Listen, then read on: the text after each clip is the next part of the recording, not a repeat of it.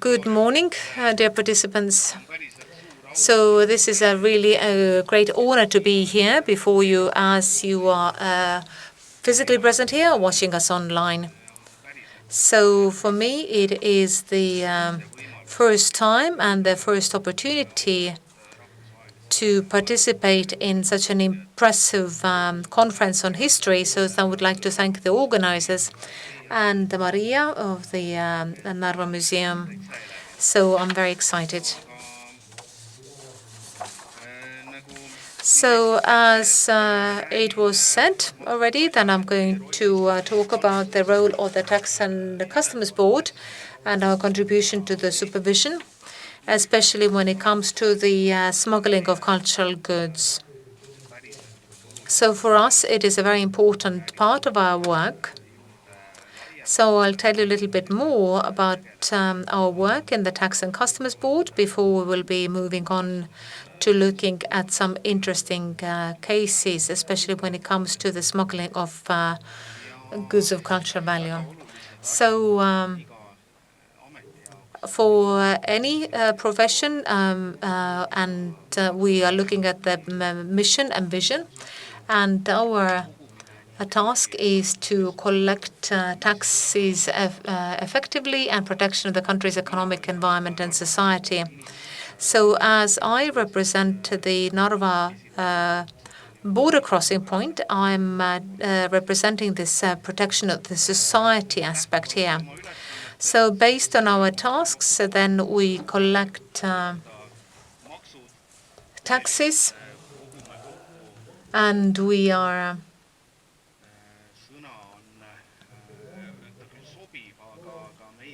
so our aim is that our taxation system would be simple enough that the people will be happy to pay the taxes in a timely manner, and it'll be as simple as possible. So we are defending fair competition because the economy and international trade of any state is important for the economy. So from the point of view of tax collection is very important. It's important for our employment levels and government in general.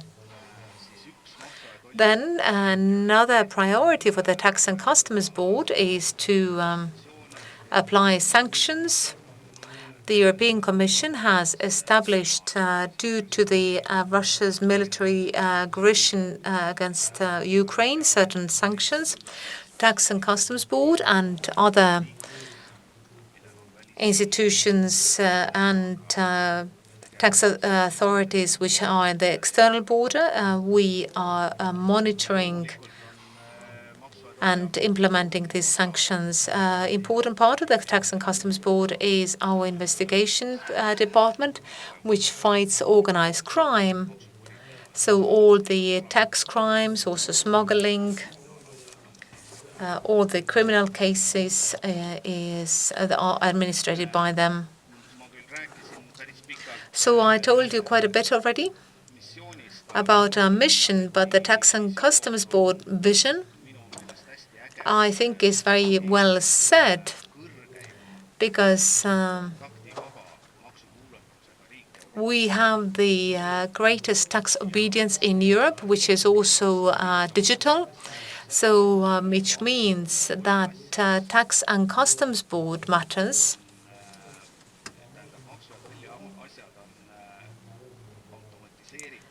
are all automated, digitized, and so user-friendly that our objective really is to reduce the administrative burden for people. So here we have a nice slide.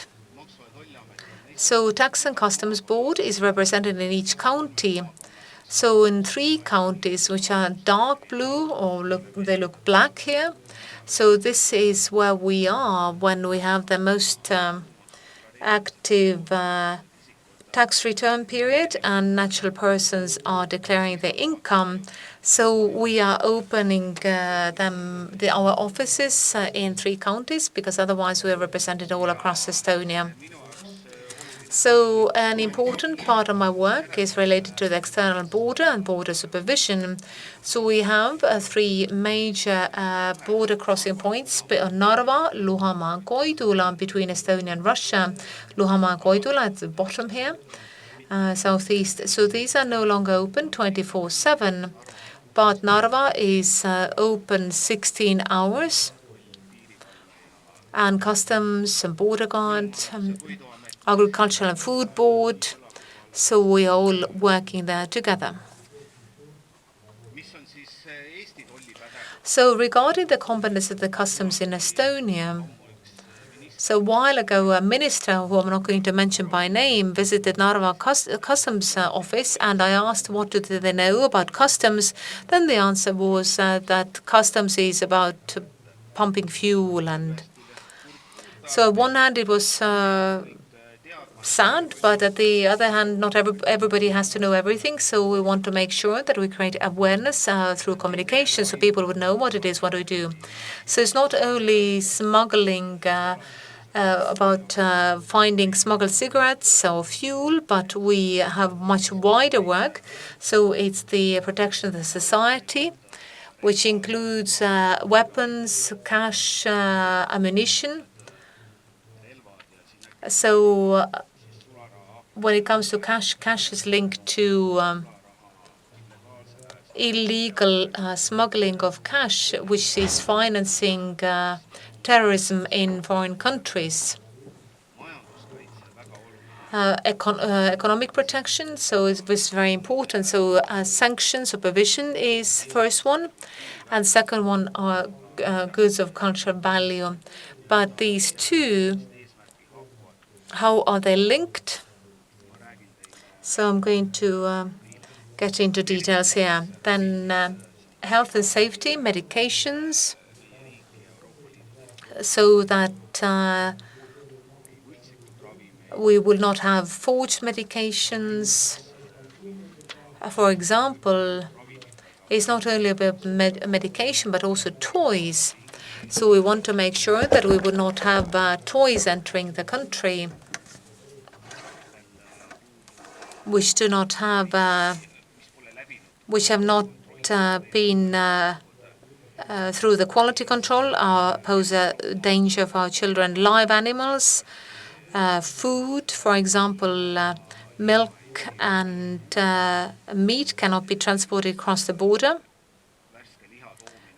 So fresh meat is also linked to an important smuggling detection. So I'm going to talk about this a bit later.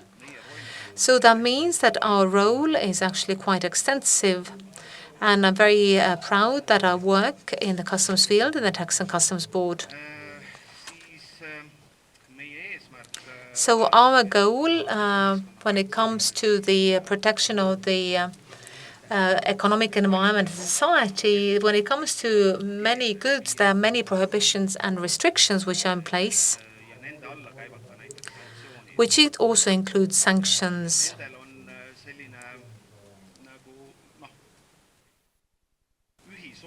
So there is a shared commonality here, which characterizes these goods which are under sanctions and restrictions. So they usually require special permission.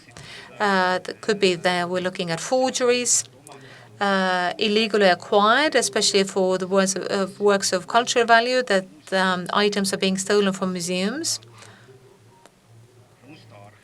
Or there is the archaeology, which is illegal, so they're declared as an unrestricted goods and so forth. So prohibitions and restrictions are manifold. And I have a question for you, so maybe you can answer. So there are so many restrictions and sanctions, but can you tell me which goods cannot be transported across the border under any condition? The euros are under sanctions, so euros in cash are under sanctions. So transporting them across the border is not allowed, but there are exceptions. But there are some goods which in no case can be transported across the border. Drugs, guns or weapons. Thank you very much. It was a correct answer because weapons, narcotics, and cash, they are under very strict restrictions, but under certain conditions or legal exceptions, they can be transported across the border, including narcotic substances. For example, if there's a cooperation between universities and you, during certain official aspects of studies, we need to transport them. So when I was recruited about 20 years ago, then I also answered along the same lines. But it's simple. Intellectual property infringing goods, so all the forgeries, they cannot be transported under any condition. And the second category is everything which is linked to child pornography. There is no permission or nothing ever. So, but this is a little bit of a side, so that you would have a bit of an understanding of the work the customs does. So here we have a separate slide regarding the imposition of sanctions. So why did I list it separately? Because in every country there is qualification of works of cultural value different. So that means that every government has to look at certain items from a certain period under certain conditions. So these are different values when it comes to the national cultural goods. But when it comes to sanctions, according to the regulation, and so we have category 97, and in the category 97, paintings, works of art, collections, pieces and antiquities, and goods of cultural value. So this has also amended our supervisory focus on the border, and it has helped us to carry out this. So this also says, according to the customs code, what are the goods under these categories: paintings, drawings, pastels, antiques of an age exceeding 100 years. So you, of course, a specialist, you know, not all of these things are works of cultural value, because at the border we have also discovered different items. So when we send a query to the country of origin, and the answer is yes, it's old, it could be antique, but it does not qualify as a cultural goods. So we have, that means that we're looking at a different paragraph for the smuggled goods, and or it could be that the goods are then returned to the owner. Now, talking about the legal acts, then my goal is not now to read out this list regarding this legislation or the responsibilities, because there are many. For example, prohibition and restrictions are regulated by 350 legal acts, both nationally and internationally. If we talk about the cultural goods, because it has at least 800 different regulations, where there are agreements, there is UNESCO agreement from 1970, and you can imagine that your world, where you inhabit of the cultural values, and you can imagine that for a customs official, what this word looks like. But we do not need to know all these legal acts, and that's not even possible, because we're not computers, and because our inspectors are very good. They've been trained, and they have a certain experience. So based on a certain indicator, They just need to have an alarm going off. So I can give you some examples as well. For example, detecting fresh meat. We have also found some much more important things. So here I have the list. So we have a specialist for restrictions and prohibitions. But an important thing I want to note, we have a picture as well. So this is the Ukrainian red list, because every country has its own red list if things have been stolen from museums or it's been identified that in some illegal way they have acquired. Then one thing we always look when we have any doubt is the red list. So here we have an example of the Ukrainian red list. So as I said, 350 different legal acts. If we talk about the cultural goods, then 800 different legal acts or agreements.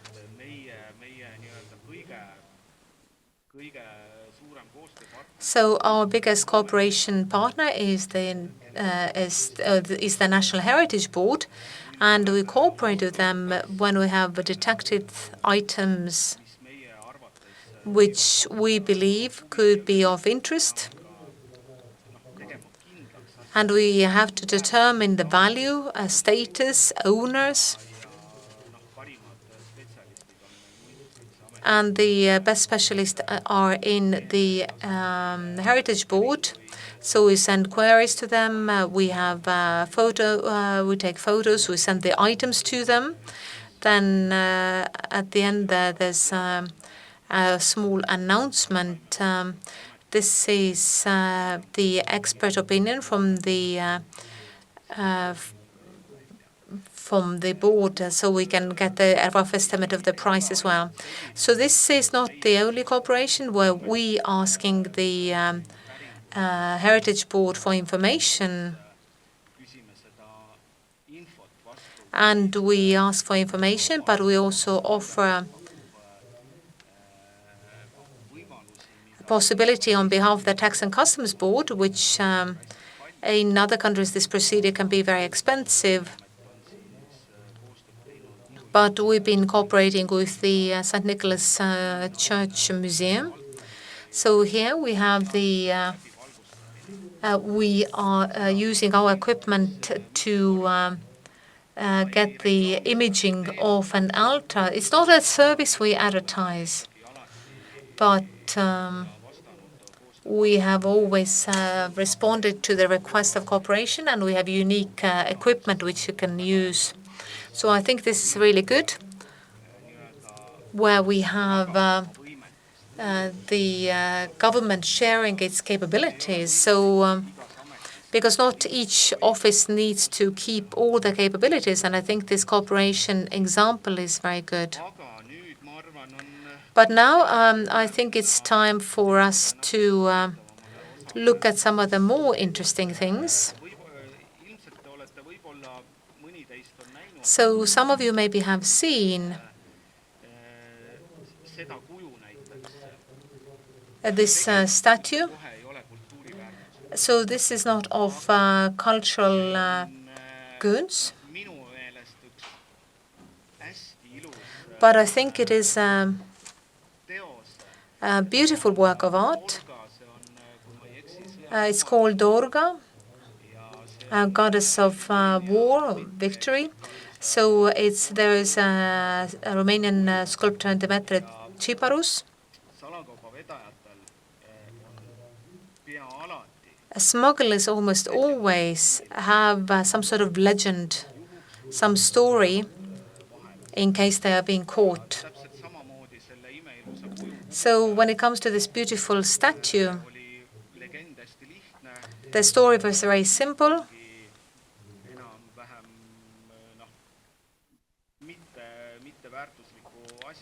That it's taking something to someone which is not really valuable, submitted an invoice with 244 euros.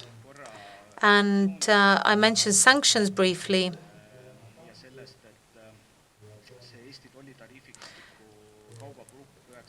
So this is a goods category 97 according to the customs code for the works of art. Then it also refers to luxury goods, which is under sanctions. So this is where this statute would fall under. And with the sanctions, it says very clearly that it's over 300 euros. So they wanted to bypass that as well. So they put 244 euros on a forged invoice.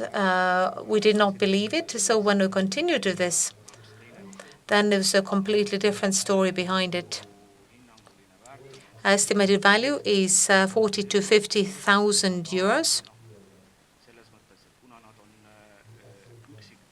So these are single works of art. So maybe somebody who is a collector who's willing to pay much more for it if it were sold. So then we have this kind of interesting thing because so this is something which has been discovered in Narva.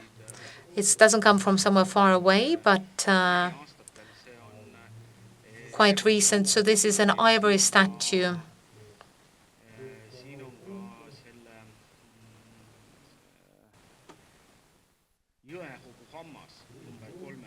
So this is rhinoceros tusk under 3, which is under CITES Convention.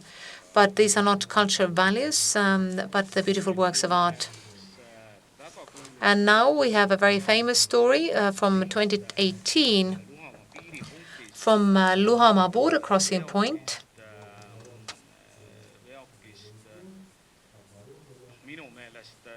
There was things discovered in a truck which are quite unique. So the value in gold by weight was 72,000 euros. So this is 1st to 3rd century before Christ were these items. So this kind of finding was unique for us. So how did we find it? Was that the truck driver, there was a compartment. It wasn't hidden, but there was fresh meat in a compartment. And then we thought that maybe some other infringements there as well. So we sent it to Hungary. We had the full imaging X-ray, and then we found certain items which were wrapped in paper. And then the driver tried to distract the customs inspectors, follow them, ask questions, and at the end was not hurt, but pretended to fall and not being able to get up anymore. So it's all on video. And then when we ended the circus after a little bit, but it was all prepared in order to distract the customs officials so that the customs officials would not reach the hiding place. There are certain photos of these items. So over 200 items. So it's very interesting. There's a link there as well with the photos, and so you can look at it. So yeah, pendants, some vessels. I thought it was broken vessel, but it seems to be not broken.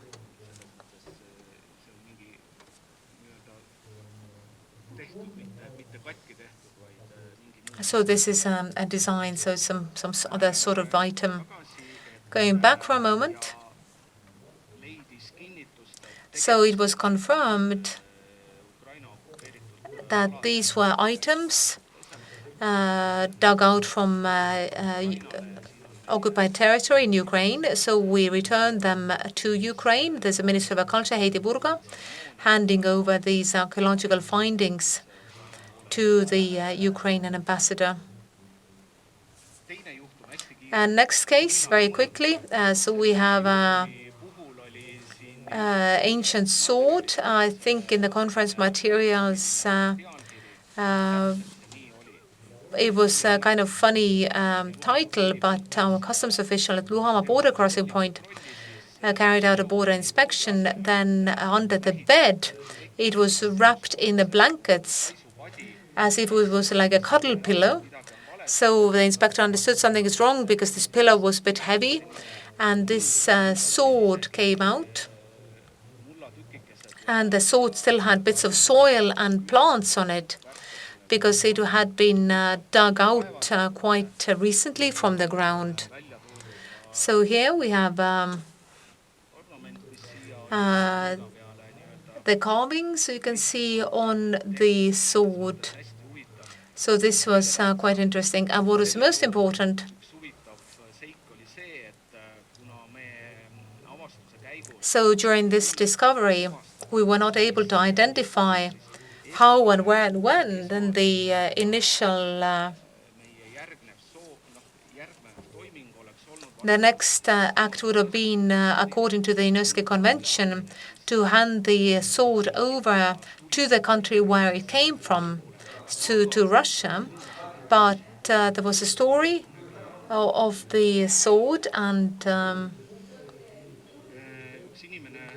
not somebody from Ukraine saw this article who recognized that this is a sword they had just recently seen in Ukraine. So it was proven, and it was handed over to the Ukrainian side. So thank you very much for listening, and I'm happy to answer your questions.